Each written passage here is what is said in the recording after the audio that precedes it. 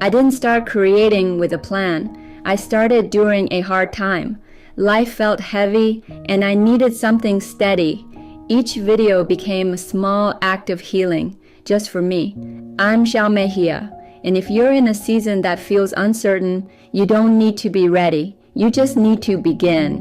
Xiao Wellness has lived in me for a long time. I just didn't always have a name for it. I knew how I wanted to feel, grounded, strong, sustainable, and I was already living that in quiet ways. Through eating whole foods, daily movement, and creating a rhythm that felt sustainable. But life pulled me in different directions, and right when I was about to step into building this fully, my daughter was born. So I paused. Years later, I hit a really hard season. My relationship was unraveling. I felt invisible in my own home. I was showing up for everyone else, but completely disconnected from myself. I didn't recognize the life I was living. And honestly, I didn't like who I was becoming. I kept waiting for things to change, for something outside me to shift. But it didn't, so I shifted me. And I started filming without a plan.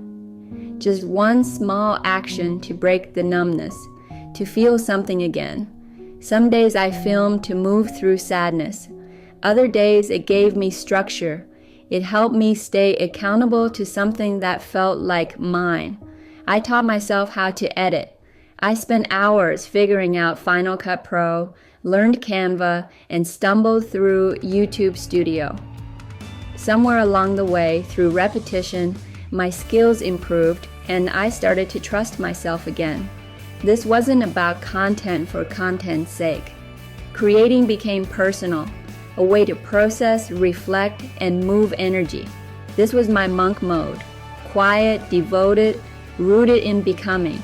No big announcement or set rules, just a quiet beginning. I felt uncertain at first, but I was committed to figuring it out. And I kept showing up every day.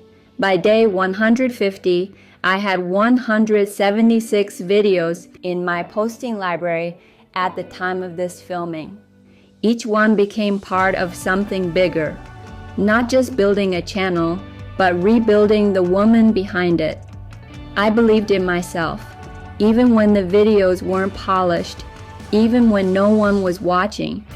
Because I knew what I lived through had value, and maybe someone out there needed the very thing I was learning in real time. During the modeling years in my 20s, the outside reflected a kind of health the inside didn't hold. Beneath the surface, a quiet disconnect grew. Meals weren't for nourishment, they were for maintenance.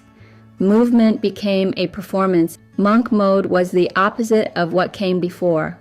I stopped trying to be seen and started focusing on presence, wholeness, and creating space to share, not perform.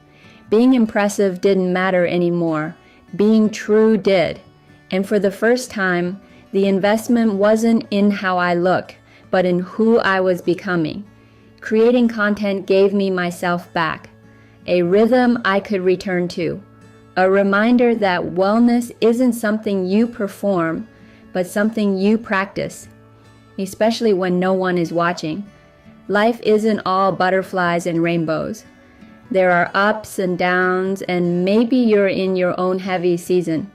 You don't need a big plan to start, just one step and a simple effort to meet yourself where you are. That's where your monk mode begins, not from pressure, but from devotion. Monk mode isn't about restriction, it's about restoration. A season to pour into yourself instead of performing. A time to make space, not just to rest, but to build, express, and reconnect with your voice. Maybe it's painting, journaling, moving your body, or finally starting that project you've been holding close. It doesn't need to be loud or public, only real and truly yours.